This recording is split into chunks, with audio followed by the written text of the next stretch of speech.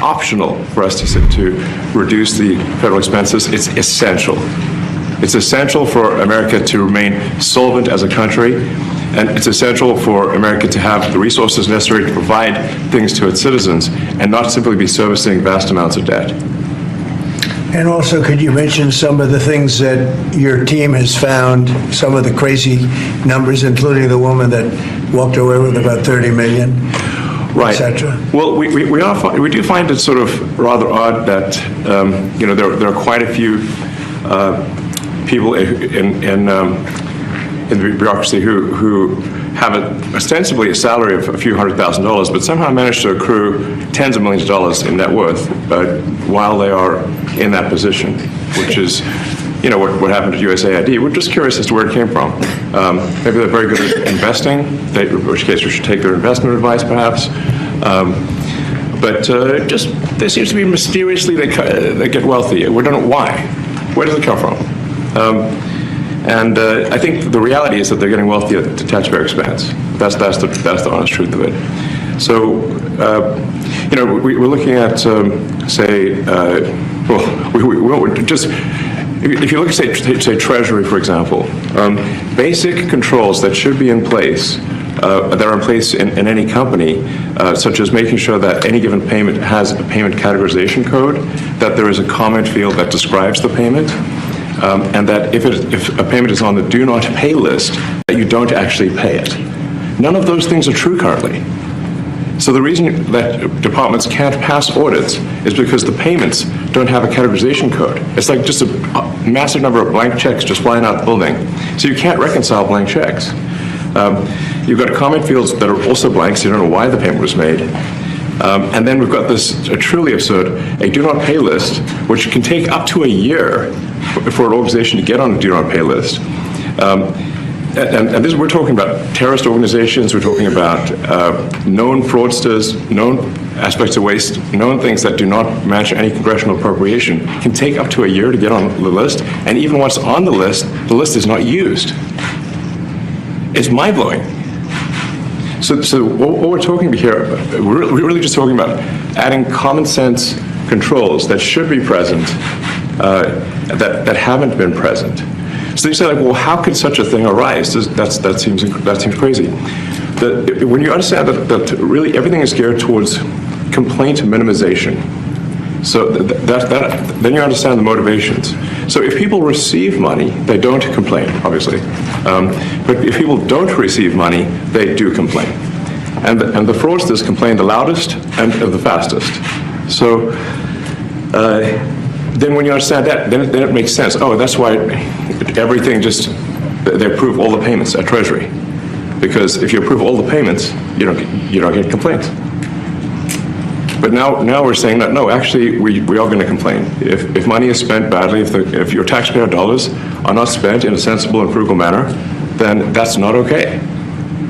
Your tax dollars need to be spent wisely on things that matter to the people. I mean, these things, it's just common sense. It's not draconian or radical, I think. It's really just saying, let's look at each of these expenditures and say, is this actually in the best interest of the people? And if it is, it's approved. If it's not, we should think about it. So, and there's crazy things like just cursory examination of Social Security, and we've got people in there that are 150 years old. Now, do you know anyone who's 150? I don't. Okay. They should be on the Guinness Book of World Records. They're missing out. So, that's the case where, I think they're probably dead. It's my guess. Or they should be very famous, one of the two. And then there are a whole bunch of Social Security payments where there's no identifying information. Well, why is there no identifying information? Obviously, we want to make sure that people who deserve to receive Social Security do receive it, and that they receive it quickly and accurately.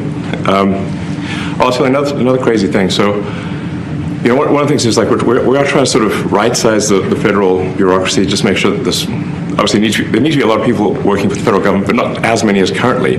So we're saying, if people can retire, with full benefits and everything, that would be good. They can retire, get their retirement payments, everything. And then we were told, this is actually, I think, a great anecdote, because we were told no, the most number of people that could retire possibly in a month is 10,000. We're like, well, why is that? Well, because all the retirement paperwork is manual on paper. It's manually calculated, then written down on a piece of paper. Then it goes down a mine. And like, what do you mean a mine? Like, yeah, there's a limestone mine where we store all the retirement paperwork. And you look at a picture of this mine. We'll post some pictures afterwards. And this mine looks like something out of the 50s because it was started in 1955. So it looks like it's like a time warp.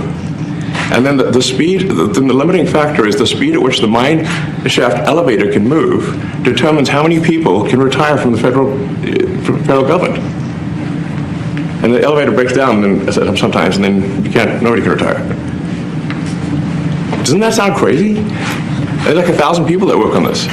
So I think if we can take those people and say, like, you know what, instead of working in a mine shaft and carrying manila envelopes to boxes in a mine shaft, you could do practically anything else, and you would add to the goods and services of the United States in a more useful way.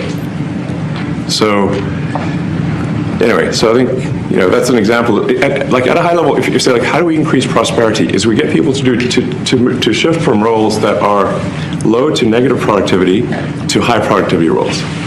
And so increase the total output of goods and services, which means that there's a higher standard of living available for everyone. That's the actual goal. Everyone's very quiet. Nobody was quiet? Your detractors, Mr. Musk. What? Including a lot of Democrats. I have detractors? You do, sir. I don't believe it. Say that you're orchestrating a hostile takeover of government and doing it in a non-transparent way.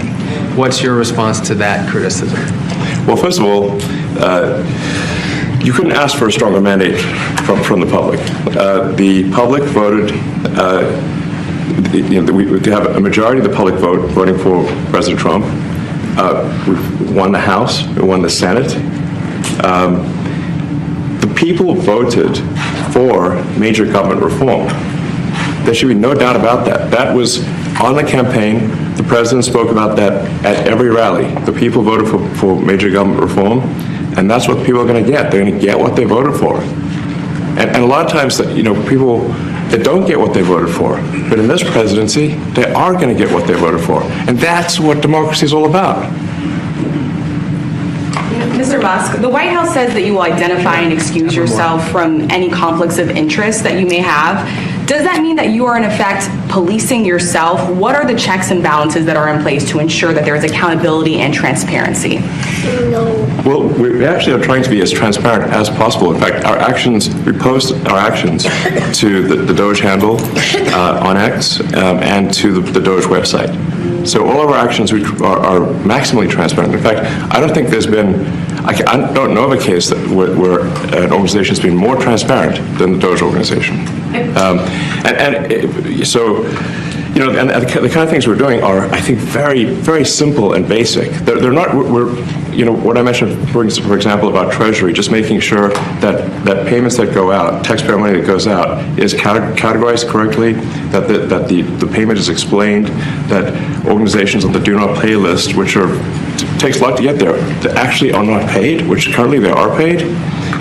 These are not individual judgment decisions. These are about simply having sensible checks and balances in the system itself to ensure that taxpayer money is spent well. So it's got nothing to do with, like, say, a contract with some company of mine at all.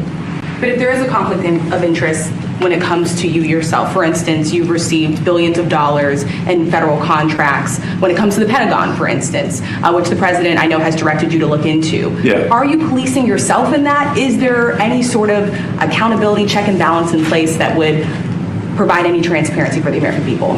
Well, all of our actions are fully public. So if you see anything, you say, like, wait a second, hey, Elon, that seems like maybe that's, there's a conflict there. It's not like people are going to be shy about saying that. They'll say it immediately. Including you yourself. Yes. But transparency is what builds trust, not simply somebody asserting trust. So not somebody saying they're trustworthy, but transparency, so you can see everything that's going on. And then you can see, am I doing something that benefits one of my companies or not? It's totally obvious. And if we thought that, we would not let him do that segment or look in that area if we thought there was a lack of transparency or a conflict of interest. And we watch that also. He's a big businessman. He's a successful guy. That's why we want him doing this. We don't want an unsuccessful guy doing this. Now, one thing also that Elon hasn't really mentioned are the groups of people that are getting some of these payments. They're ridiculous. And we're talking about billions of dollars that we've already found. We found fraud and abuse. I would say those two words as opposed to the third word that I usually use, but in this case, fraud and abuse. It's abusive because most of these things are virtually made up, or certainly money shouldn't be sent to them. And you know what I'm talking about. It's crazy. So, but we're talking about tens of billions of dollars that we've already found. And now a judge who's an activist judge wants to try and stop us from doing this. Why? Why would they want to do that? I campaigned on this. I campaigned on the fact that I said government is corrupt. And it is very corrupt. It's very, very, it's also foolish. As an example, a man has a contract for 3 months and the contract ends, but they keep paying him for the next 20 years, because nobody ends a contract. You get a lot of that. You have a contract that's a 3-month contract. Now, normally, if you're in a small, in all fairness, it's the size of this thing is so big. Yeah. But if you have a contract and you're in a regular business, you end the contract in 3 months. It's a consultant. Here's a contract for 3 months, but it goes on for 20 years. And the guy doesn't say that he got money for 20 years, They don't say it. They just keep getting checks month after month. And you have various things like that. And even much worse than that, actually, much worse. And I guess you call that incompetence, maybe. Yeah. It could be corruption. It could be deals made on both sides, where I guess the money he kicks. I think there's a lot of kickback here. I see a lot of kickback here. There's a lot of kickbacks. A tremendous kickback, because nobody could be so stupid to give out some of these contracts. Yeah. So he has to get a kickback. So that's what I got elected for, that and borders and military, and a lot of things, but this is a big part of it. And I hope that the court system is going to allow us to do what we have to do. We got elected to among other things, find all of this fraud, abuse, all of this horrible stuff going on. And we've already found billions of dollars, not like a little bit, billions, many billions of dollars. And when you get down to it, it's going to be probably close to $1 trillion. It could be close to $1 trillion that we're going to find. That will have quite an impact on the budget. And you'll go to a judge where they handpick a judge, and he has certain leanings. I'm not knocking anybody for that, but he has certain leanings. And he wants us to stop looking. How do you stop looking? I mean, we've already found it. We have a case in New York where a hotel has paid $59 million, $59 million because it's housing migrants, illegal migrants, all illegal, I believe. And they were being paid twice the normal room rate at 100% occupancy. Unbelievable. So it's a racket. Mr. Musk, can I ask a question? Well, if I may sort of just going for the president's comments, at a high level, you say, well, what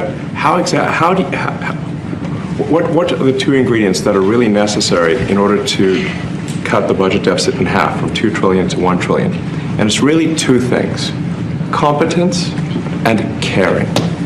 And if you add competence and caring, you'll cut the budget deficit in half. And I fully expect to be scrutinized and get a daily proctology exam, basically. Might as well just camp out there.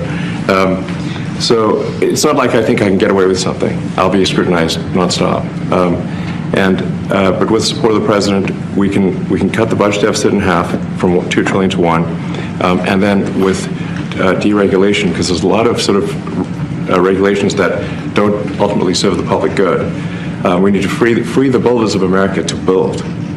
And if we do that, that means I think we can get the economic growth to be maybe 3-4%, maybe 5%. And that means if you can get $1 trillion of economic growth and you cut the budget deficit by $1 trillion, between now and next year, there is no inflation.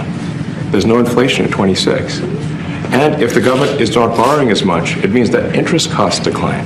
So the mortgage, the car payment their credit card bills, anything, their student debt, the monthly payments drop. That's a fantastic scenario for the average American.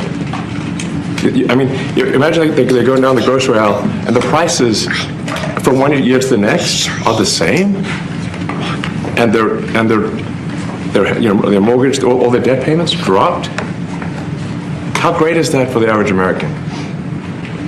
We had That's no what we're idea. We had no idea we were going to find this much, and it's open. It's not like complicated. It's not that simple stuff. complicated. It's Just like a lot of work. Yeah. We can't believe it. A lot of work. A lot of smart people involved. Very, very smart people. But you're talking about anywhere maybe $500 billion. It's crazy the kind of numbers you're talking really crazy. about.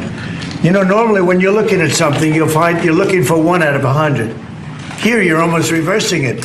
You look for one that's good. Yeah. And you can look at the title and you say, why are we doing this? Why are we doing that? And the public gets it. You know, the public gets it. You've seen the polls. The public is saying, why are we paying all this money? This for years, this has gone on. Mr. Musk, President Trump, Yeah, go ahead. Wait, go ahead. Senator Rand Paul today said that DOJ cuts will ultimately need a vote in Congress. Do you agree with that? Is that the I plan? really don't know. I know this. We're finding tremendous fraud and tremendous abuse. If I need a vote of Congress to find fraud and abuse, it's fine with me. I think we'll get the vote, although there'll be some people that wouldn't vote. And how could a judge want to hold us back from finding all of this fraud and finding all of this incompetence? Why would that happen? Why would even Congress want to do that? Now, Congress, if we do need a vote, I think we'd get a very easy vote because we have a track record now. We've already found billions of dollars of abuse, incompetence, and corruption. A lot of corruption. If a judge does block one of your policies, part of your agenda, will you abide by that ruling? Will you comply? Well, I with that always order? abide by the courts, and then I'll have to appeal it. But then what he's done is he slowed down the momentum, and it gives crooked people more time to cover up the books. You know, if a person's crooked and they get caught, other people see that, and all of a sudden it becomes harder later on. So, yeah, the answer is I always abide by the courts, always abide by them, and will appeal. But appeals take a long time, and I would hope that a judge, if you go into a judge and you show him, here's a corrupt situation, we have a check to be sent, but we found it to be corrupt. Do you want us to send this corrupt check to a person, or do you want us not to give it and give it back to the taxpayer? I would hope a judge would say, don't send it, give it back to the taxpayer. Yeah, if I can add to that, what we're finding is that a bunch of the fraud is not even going to Americans. So I think we can all agree that if there's going to be fraud, it should at least go to Americans. But a bunch of the fraud rings that are operating in the United States and taking advantage of the federal government, especially in the entitlements programs, are actually foreign fraud rings. They're operating in other countries and actually exporting money to other countries. We should stop that. Mr. Musk, you And said, this is big numbers. Talk about $100 to $200 billion a year. Serious money. Mr. Musk, you said on X Yeah. that an example of the fraud that you have cited was $50 million of condoms was sent to Gaza. But after fact check this, apparently Gaza in Mozambique, and the program was to protect them against HIV. So can you correct the statements? It wasn't sent to Hamas actually, it was sent to Mozambique, which makes sense why condoms was sent there. Yeah. And how can we make sure that all the statements that you said were correct, so we can trust what you say? Well, first of all, some of the things that I say will be incorrect and should be corrected. So nobody's going to bat 1,000. I mean, we will make mistakes, but we'll act quickly to correct any mistakes. I'm not sure we should be sending $50 million worth of condoms to anywhere, frankly. I'm not sure that's something Americans would be really excited about. And that is really an enormous number of condoms, if you think about it. But if it went to Mozambique instead of Gaza, I'm like, okay, that's not as bad, but still, why are we doing that? Mr. Musk, can you talk a little bit about how closely you're working with agency heads as you're directing these cuts? Do they have how much input do agency heads have when you're making these decisions? Yeah, we work closely with the agency heads, there are sort of checks in place. So it's not just us just going in and doing things willy-nilly. It's in partnership with the agency heads, and I check frequently with the president to make sure that this is what the president wants to have happen. So, we talk almost every day, and I double check things to make sure, is this something, Mr. President, you want us to do this? Then we'll do it. USAID has been one of your main targets.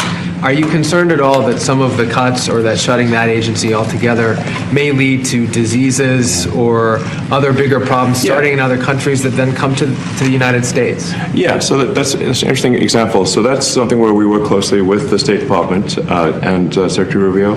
And we have, for example, turned on funding for Ebola prevention and for HIV prevention. Left that, you said? Yes, correct.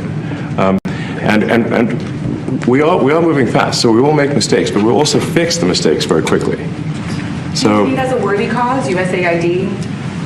I think that there's some worthy things, but overall, if you say what was the bang for the buck, I would say it was not very good. And there was far too much of what USAID was doing was influencing elections in ways that I think were dubious and do not stand the light of day.